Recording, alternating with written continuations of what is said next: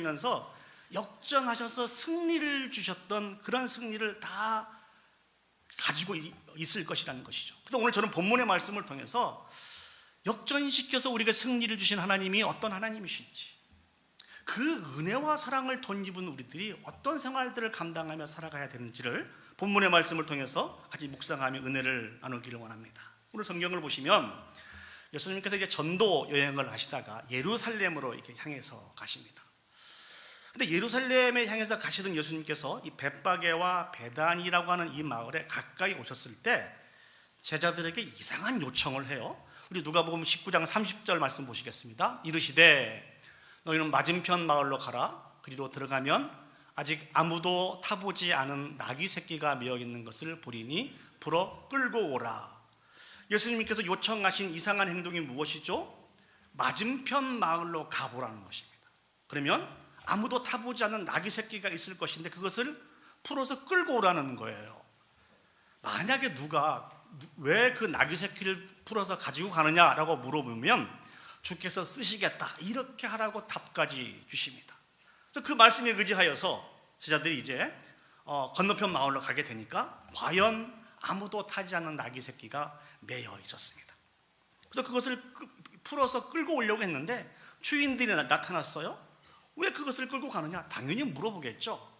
그래서 주님께서 가르쳐 주신 대로 주님께서 쓰시겠다고 합니다. 그러니까 나귀의 주인들이 허락을 했던 것 같습니다. 그래서 그 나귀 새끼를 끌고 예수님 앞에 오게 되었습니다. 그 이후에 전개된 사건을 보면 그 나귀의 등 위에 자신들의 겉옷을 펼쳐놓고 예수님을 거기에 앉게 합니다. 여기서 우리가 한번 생각을 해보았으면 좋겠습니다. 그것은 왜 예수님께서는 예루살렘을 입성하실 때 굳이 아무도 타지 않았던 나귀 새끼를 타시면서 예루살렘에 입성을 하시게 된 것일까요? 이것은 우리 스가랴 9장 9절 말씀을 온전히 성취하는 말씀인데요. 우리 스가랴 9장 9절 말씀을 보시겠습니다. 시온에 따라 그게 기뻐할지어다.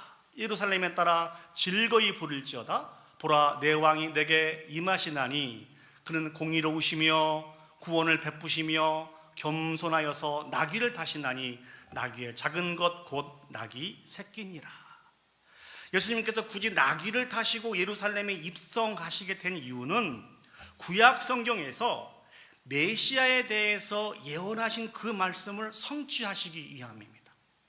다시 말씀을 드리면 나귀를 타고 입성하심으로 말미암아 창세기에서부터 예언된 그 메시아가 바로 예수 그리스도 자기 자신인 것을 드러내시기 위해서 이 일들을 그렇게 진행하셨다는 것입니다. 그런데 여기에는 숨겨진 더 귀한 비밀이 담겨져 있습니다. 그게 무엇인고니 이 땅에 메시아로 오신 예수 그리스도가 어떤 분이신가가 이 본문에 담겨져 있습니다. 여러분들은 여러분들이 믿고 의지하고 계시는 그 예수님이 어떤 분이라고 생각하십니까? 어떤 예수님을 만나셔 어떤 신앙 고백을 하고 있습니까? 오늘 이 스가랴 선지자는 메시아로 오신 그 예수 그리스도에 대해서 세 가지로 정의를 하는데요. 그 첫 번째는 공의로우신 분이시라는 것입니다. 그 두 번째는 구원을 베푸시는 분이시며 세 번째는 나귀 새끼를 타고 입성하시는 겸손하신 분이시라는 것이죠. 하나하나 그 의미를 한번 생각을 해보시죠. 공의로우신 분이라고 한 얘기는 무슨 이야기일까요? 메시아가 심판주로서 모든 사람들의 행위를 선악간에 판단하시는 분이시라는 것입니다. 그래서 악을 행하는 자들은 철저하게 멸하시고 의인에게는 상급을 베푸시는 분으로 오시는 분이 메시아이시고 그분이 예수님이라는 것이죠. 자, 구원을 베푼다고 하는 말은 무슨 말씀일까요? 우리가 잘 알고 있는 것처럼 십자가에서 우리 모든 사람들의 죄를 짊어지시고 고난받으시고 죽으셨다가 장사 지는 지 사흘 만에 사망 권세를 깨뜨리시고 부활하심으로 우리의 구원을 완성하신 분이시라는 것입니다. 그런데 정말 중요한 것은 예수님께서는 공의로우신 분이세요. 우리에게 구원을 베푸신 분이신데 예수님은 겸손하신 분이시라는 것입니다. 자기 자신을 철저하게 낮추시고 무사람을 섬기시는 분으로 이 땅에 오시는 분이시라는 것이죠. 하나님이신 예수님이 철저하게 낮아지시되 우리 인간에게까지, 피조물에게까지 낮아지셨다는 것입니다. 사랑하는 여러분, 이 진리가 여러분들에게 위로와 격려를 주고 있습니까? 아멘 하신 분도 계시고 아멘 안 하신 분도 계시고.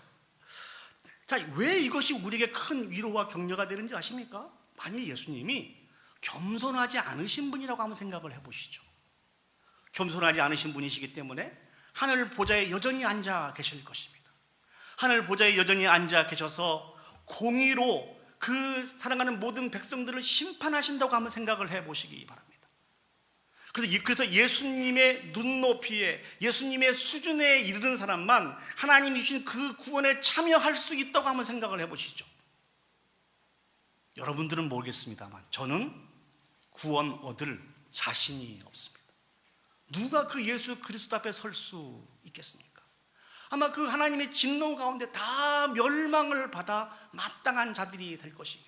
우리의 인생 가운데 단 한 명도 예수 그리스도로 말미암아 구원의 은혜를 받아 누릴 수 있는 사람들이 없게 될 것이라는 것이죠. 그런데 예수님은 겸손하신 분이시라는 것입니다. 우리의 수준까지 내려오신, 낮아지신 분이십니다. 예수님이 이 땅에 오신 것은 예수님을 위해서 오신 것보다도 저와 여러분들을 위해서, 저와 여러분들을 구원하기 위해서 이 땅에 오신 분이십니다. 믿습니까? 아멘. 그러니까 우리에게 위로가 되는 거예요.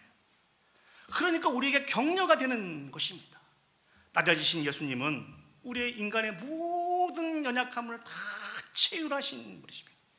매번 설교할 때마다 제가 반복해서 강조를 드립니다만, 그래서 우리가 왜 슬퍼하는지, 왜 고통 속에서, 깊은 시름 속에서 저희들이 방황하고 있는지를 너무너무 잘 아시는 분이 바로 예수님이십니다.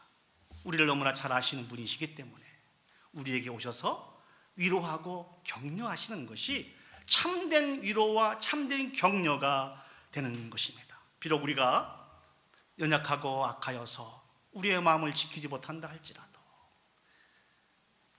믿음을 지키지 못한다 할지라도 주님 앞에 나아가기만 하면 우리를 충분히 위로해 주시고 격려해 주시는 분이 우리 주 예수 그리스도라는 것입니다. 자주 반복해서 말씀을 드립니다만 아버지의 재산을 허랑방탕하게 다 허비했던 인물이 누구죠? 탕자 아닙니까? 탕자가 아버지의 재산을 허랑방탕하게 다 허비했어요. 그러다가 아버지 집에 풍족한 양식을 기억을 합니다. 그러면서 이 탕자가 아버지에게 돌아가야 되겠다라고 하는 이런 생각을 갖죠. 그러면서 연습을 합니다. 무슨 연습을 하는 거니? 아버지를 만나면 내가 이렇게 이야기해야 되겠다. 그 탕자가 연습했던 부분들 한번 보시죠. 우리 누가복음 15장 18절에서 19절 말씀 보시겠습니다. 내가 일어나 아버지께 가서 이르기를, 아버지, 내가 하늘과 아버지께 죄를 지었사오니 지금부터는 아버지의 아들이라 일컬음을 감당하지 못하겠나이다. 나를 품꾼의 하나로 보소서 하리라 하고. 탕자가 연습한 건 세 가지입니다. 그 첫 번째는 내가 하늘과 아버지께 죄를 지었습니다. 이 이야기를 하겠다는 거예요. 두 번째는 뭐죠? 지금부터 아버지의 아들이라 일컬음을 제가 감당하지 못하겠습니다. 이게 두 번째예요. 세 번째는 무엇입니까? 저를 아들 말고 저를 그냥 종으로 여겨주십시오. 이 연습을 탕자가 하게 됩니다. 그래서 아버지를 만나면 이 이야기를 하면서 용서를 구해야지. 자, 드디어 탕자가 아버지를 만나는데요, 아버지를 만나서 했던 이야기가 누가복음 15장 21절에서 22절 말씀에 나옵니다. 아들이 이르되 내가 하늘과 아버지께 죄를 지었사오니 지금부터는 아버지의 아들이라 일컬음을 감당하지 못하겠나이다 하나. 22절이요.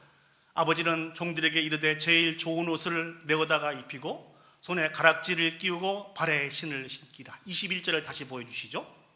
자, 탕자가 아버지를 만나면 이렇게 이야기하겠다고 했던 것은 세 가지였습니다. 기억하시죠? 자, 탕자가 아버지를 만나서 했던 것은 세 가지 답니까? 아니면 몇 가지를 얘기했습니까? 두 가지만 얘기했어요. 그 첫 번째는 무엇이죠? 내가 하늘과 아버지께 죄를 지었사오니. 이건 연습한 대로 했어요. 두 번째는 뭐죠? 지금부터 아버지의 아들이라 일컬음을 내가 감당하지 못하겠습니다. 탕자는 한마디 더 말을 해야 돼요. 탕자가 준비한 말이 무엇입니까? 저를 나를 품꾼의 하나로 보소서. 그런데 왜 21절 말씀 다음에 22절을 넘겨보시면 그 말씀이 없을까요? 탕자가 잊어버린 걸까요? 그게 아니라는 것이죠. 이미 탕자의 모든 부분들을 아시고 용서해 주신 그 아버지께서 탕자의 입을 막으신 것입니다.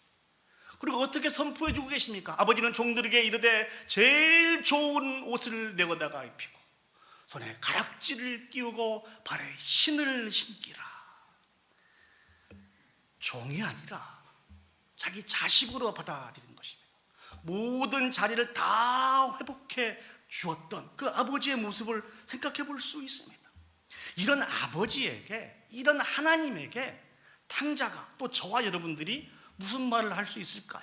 아마 이런 말을 할 수 있을 것 같습니다.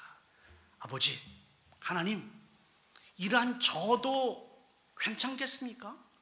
제가 아버지의 모든 재산을 다 허비해서 낭비했던 사람입니다.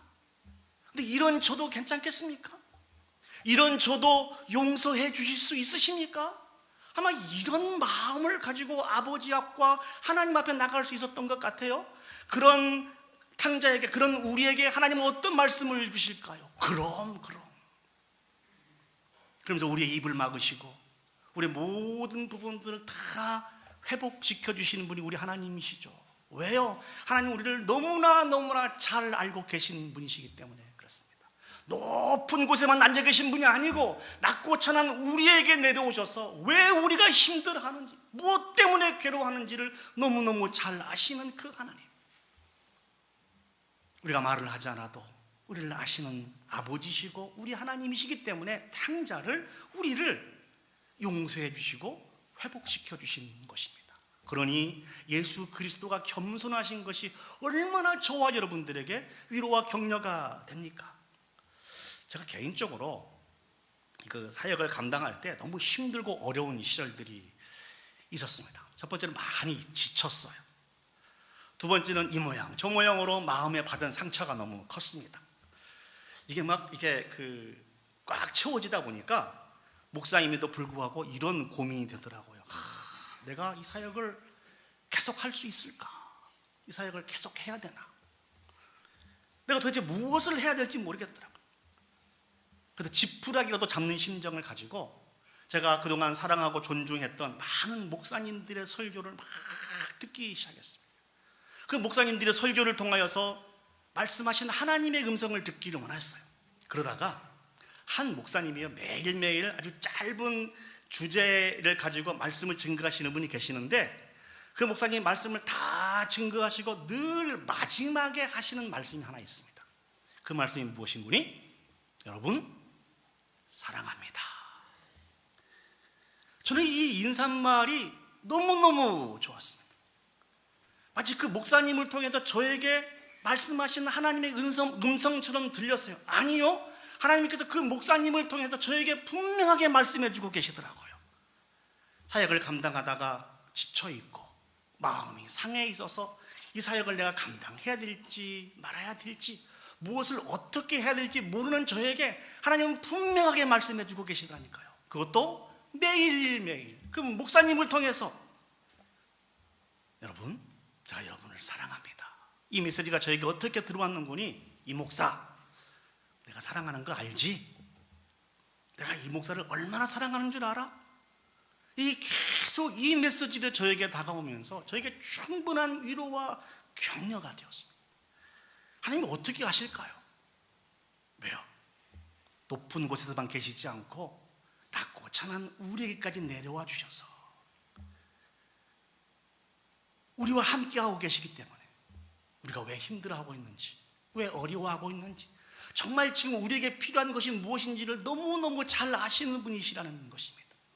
전혀 생각하지 못하였는데 하나님이 우리와 지금 이 자리에 함께 계시더라는 것입니다. 그리고 오늘 또 쉼 없이 반복해서 우리에게 말씀해 주고 계십니다. 사랑하는 아들아, 사랑하는 딸아, 내가 진실로 사랑한다. 그 사랑으로 역전하시는 저와 여러분들이 되었으면 좋겠습니다. 그 사랑이면 충분히 역전이 될 수가 있습니다. 그 사랑으로 다시 한번 제가 회복이 되어서 여러분과 같이 귀하고 아름다운 신앙생활을 감당하고 있습니다. 우리 하나님은 겸손하신 분이십니다.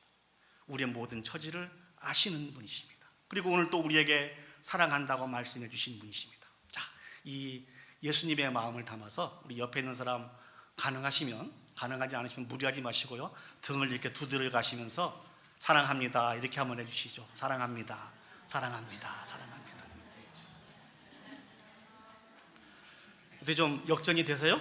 좀 회복이 되십니까? 우리 하나님은 역전하신 분이십니다. 매 순간순간 그 하나님 앞에 나가서 이 위로와 사랑의 말씀을 듣고 회복될 수 있는 그런 저와 여러분들이 되시기를 예수님의 이름으로 축복합니다. 두 번째로 오늘 본문을 통해서 우리가 볼 것은 의로우시고 우리를 구원하시고 겸손하신 예수 그리스도로부터 사랑과 은혜를 받은 우리들이 어떻게 살아가야 될까입니다. 오늘 성경을 다시 보시면 이상한 현상들이 나타나고 있습니다. 우리 누가복음 19장 36절에서 38절 말씀을 보시겠습니다. 가실 때에 그들이 자기의 겉옷을 길에 펴더라. 이미 감람산 내리막길에 가까이 오심에 제자의 온 무리가 자기들이 본 바 모든 능한 일로 인하여 기뻐하며 큰 소리로 하나님을 찬양하여 이르되 찬송하리로다 주의 이름으로 오시는 왕이요 하늘에는 평화요 가장 높은 곳에서는 영광이로다 하니. 어떤 일들이 펼쳐지고 있습니까? 예수께서 예루살렘에 입성하게 되실 때 제자들이 자기의 겉옷을 길에 펴게 됩니다. 그리고 감람산 내리막길까지 가까이 오게 되었을 때 온 제자의 무리가 함께 하면서 예수님을 찬양하고 있습니다. 이들이 어떤 내용으로 찬양하게 되었습니까? 다시 한번 누가복음 19장 38절 말씀을 보시죠. 주의 이름으로 오시는 왕이요, 주의 이름으로 오시는 왕이요, 주의 이름으로 오시는 왕이요. 이 언어로 예수님을 찬양하고 있는 것입니다.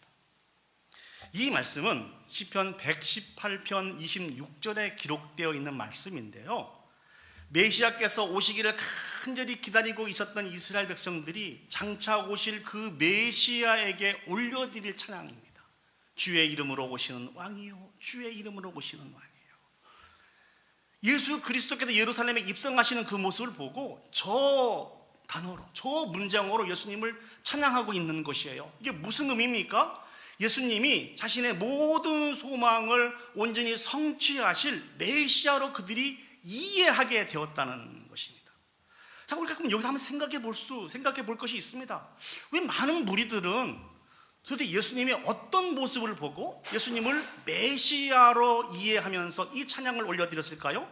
그 이유는 37절에 나옵니다. 우리 누가복음 19장 37절 말씀 보시죠. 자기들이 본 바 모든 능한 일로 인하여서, 예수 그리스도께서 이 땅에서 행하신 모든 사역들로 인해서 그렇게 되었다는 것이죠. 예수님이 행하신 모든 사역들을 우리가 어떻게 정리할 수 있습니까? 천국의 복음을 증거하시고 가르쳐 주시고 우리의 연약한 것과 병든 것들을 고쳐주시는 이 예수 그리스도의 사역을 통하여서 예수 그리스도가 누구라고요? 메시아라는 거예요.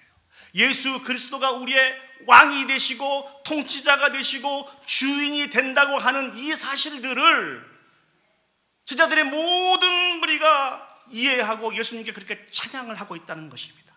물론 제자들에게 고백하고 있는 것은 우리의 심령 가운데 임하신 예수 그리스도의 모습이 아니고 눈에 보이는 유대인의 왕으로서 유대 나라를 회복하실 그러한 세상의 왕으로 예수님을 그렇게 이해하여서 예수님을 찬양하고 경배를 올려드리는 것이지만, 그러나 무엇은 분명합니까? 그 예수 그리스도는 창세기에서부터 예언된 장차 오시마 약속하신 메시아가 틀림이 없다는 거예요. 그래서 찬양과 경배와 영광을 받으시기에 지극히 합당하신 분이 틀림이 없다는 것입니다. 이 현상에 바리새인들이 개입을 해요. 개입한 바리새인들이 예수님께 무엇을 요청합니까? 예수님, 저 행동을 금하게 해 주시옵소서, 저 행동을 멈추게 해 주시옵소서. 지금 이렇게 개입을 하고 있어요. 왜 바리새인들이 이렇게 개입을 하고 있는 것일까요? 주의 이름으로 오시는 왕이여라고 하는 이 표현은 장차 오실 메시아만 받을 수 있는 그런 칭호 아닙니까? 그런 영광 아닙니까? 예수님 당신은 메시아가 아니지 않습니까? 그런데 어떻게 메시아가 아니신 분이 저 칭호를 받을 수 있습니까? 지금 이런 이야기를 하고 있는 거예요. 그때 예수님이 주신 말씀이 무엇이죠? 누가복음 19장 40절 말씀을 보시겠습니다. 대답하여 이르시되 내가 너희에게 말하노니 만일 이 사람들이 침묵하면 돌들이 소리 지르리라 하시니라. 이게 무슨 말씀입니까? 온 무리들이, 온 제자들이 예수 그리스도께 찬양하며 경배하고 있는 이 일들이 잘못된 게 아니라는 거예요. 합당한 일이라는 것입니다. 비록 그들이 예수님을 세상의 왕으로 잘못 착각하긴 했지만 그럼에도 불구하고 예수 그리스도는 진실로 찬양과 경배와 영광을 받으시기에 합당하다는 거예요. 그러나 저 말씀 속에 숨겨져 있는 또 다른 의미는 너희 바리새인들도 찬양과 경배와 영광을 돌려야 하는 자들이라는 것입니다. 비록 많은 대적자들로 인해서 예수님이 핍박을 당하고 조롱한다 할지라도 예수님을 통해서 이 땅에 이루시기를 원하시는 하나님의 구원의 계획은 결코 취소되지가 않습니다. 감춰지지 않습니다. 온전히 성취될 것입니다. 믿습니까? 아멘. 우리는 이와 같은 사실을 예수 그리스도께서 골고다 언덕에서 십자가에서 고난을 받으시며 죽어 가셨을 때 나타났던 현상을 기억하실 수 있을 것입니다. 이것을 통해서도 충분히 짐작할 수 있어요. 예수님이 십자가에 못 박혀 죽으셨을 때 이스라엘의 종교적인 지도자들과 로마의 정부에 있는 관리들은 자기들의 소기의 목적이 성취되었다고 생각하면서 아마 승리의 박수를 치게 되었을 것입니다. 그들이 주장했던 것이 무엇일까요? 예수는 실패한 유대인의 왕이라는 거예요. 예수는 메시아가 아니라는 거예요. 예수 그리스도의 죽음의 모습을 바라보면서 그들은 그렇게 자축의 승리의 박수를 쳤을 것입니다. 그러나 사랑하는 여러분, 이 모든 일들을 담당했던 로마 백부장의 고백을 기억하시죠? 누가복음 23장 47절 말씀을 보시면 백부장이 그 된 일을 보고 하나님께 영광을 돌려 이르되 이 사람은 정녕 의인이었도다. 다른 말씀을 보시면 이런 진실로 하나님의 아들이었다라고 하는 놀라운 고백을 올려드리지 않습니까?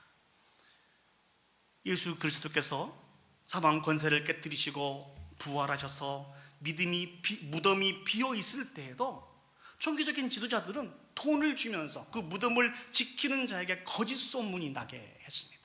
제자들이 예수님의 시체를 훔쳐가고 예수님이 부활하였다 거짓말하고 있는 것으로 그렇게 거짓을 작업을 했습니다. 그런데 놀라운 것은 무엇이죠? 오늘 우리가 믿고 있는 게 무엇이죠? 예수 그리스도께서 사망 권세를 깨뜨리시고 부활하셨다는 거예요. 그래서 우리의 주인이 되시고 우리의 구주가 되셨다고 하는 이 믿음을 저와 여러분들이 소유하였지 않습니까? 결단코 하나님이 가지고 계신 그 구원의 계획은 취소되지 않습니다. 이 세상을 살아갈 때 사랑하는 자녀들에게 약속하신 수없이 많은 하나님의 언약의 말씀은 취소되지 않습니다. 온전히 하나님의 때에 성취될 것입니다. 그 예수 그리스도 앞에 그 누구도 그 무엇도 설 수 없다고 하는 이 사실들을 사랑하는 여러분 기억했으면 좋겠습니다. 이 시간 하나님께서 여러분들에게 행하신 일들을 다시 한번 점검해 보시죠. 예수 그리스도께서 저와 여러분들에게 행하신 일들이 어떤 일들이십니까? 매일매일 예배 시간마다 기도 시간마다 우리의 삶 속에서 우리를 만나 주셨지 않습니까? 우리에게 필요한 생명의 말씀을 늘 말씀해 주셨습니다. 우리가 지쳐 쓰러질 때도 결코 우리를 포기하지 않고 늘 우리에게 새 힘과 능력을 주시고 가장 선하고 좋은 길로 인도해 주신 분이 예수 그리스도이셨습니다. 우리가 그 은혜와 사랑으로 승리하였던 거예요. 그 은혜와 사랑으로 여기까지 오게 된 것입니다. 그렇지 않습니까? 이것이 여러분들의 믿음이시죠? 맞습니다. 맞습니다. 이게 우리의 믿음입니다. 우리 몸된 공동체의 믿음입니다. 그럼 우리가 이제 어떻게 살아가야 될까요? 오늘 이들처럼 소리 높여서 하나님을 찬양하고 경배해야 되지 않겠습니까? 금하라고 핍박하고 유혹하고 위협한다 할지라도 예수 그리스도가 우리의 왕이신 것을, 구주이신 것을, 통치자이신 것을 우리는 거부할 수 없습니다. 이 놀라운 은혜와 사랑을 입은 우리들은 소리 높여서 외쳐야 됩니다. 그분은 우리의 왕이 되시는 분이십니다. 우리의 통치자가 되시는 분이십니다. 우리의 구주가 되시는 분이십니다. 이러한 귀한 고백과 선언을 하는 사람들의 모임이 바로 교회인 것입니다. 오늘도 그 은혜와 사랑을 세며보면서 충성스럽게 이 사명을 감당하여 하나님 앞에 영광 올려드릴 수 있는 그런 저와 여러분들이 되시기를 예수님의 이름으로 축복합니다. 이제 말씀을 정리하도록 하겠습니다. 예수님은 역전의 하나님이십니다. 믿습니까? 아멘. 그 예수님은 겸손하셔서 우리에게까지 내려오셔서 우리를 사랑하신 분이십니다.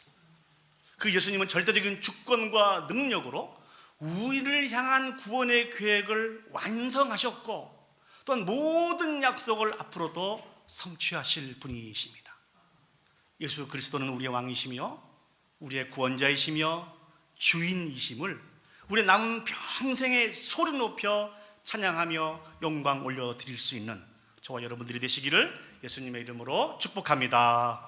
아멘. 우리 시간 다 같이 자리에 일어서셔서 감당할 수 없는 하나님의 은혜와 사랑을 받은 우리들이 어떻게 살아가야 될지를 기억하시면서 이 찬양을 올려드렸으면 좋겠습니다. 문들아 머리 들어라, 들릴저다 영원한 문들아, 영광의 왕 들어가시도록 영광의 왕 들어가신다. 영광의 왕이 능히시뇨 강하고 능하신 주로다. 우리의 신앙 고백을 담아서 이렇게 세상을 향해 큰 소리로 외쳤으면 좋겠습니다. 우리 같이 찬양하시겠습니다.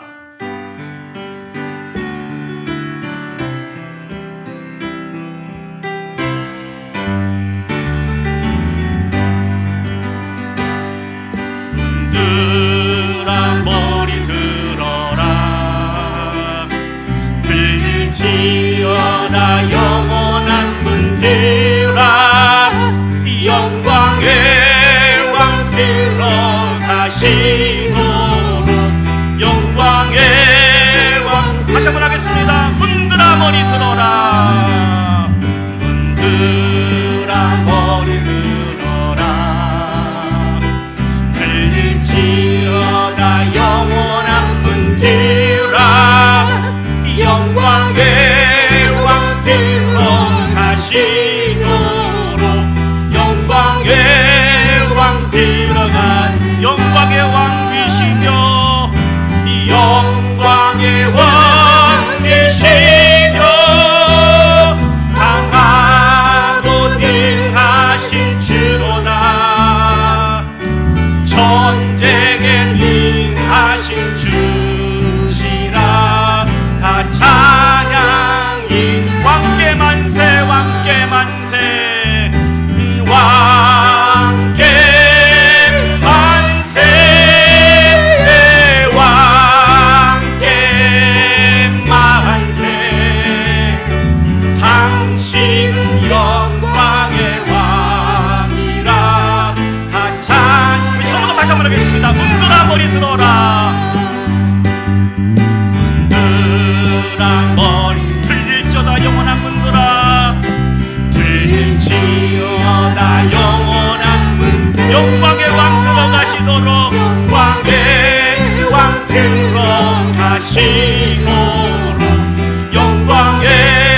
다시 한번 하겠습니다. 문들아 머리 들어라, 문들아 머리 들어라,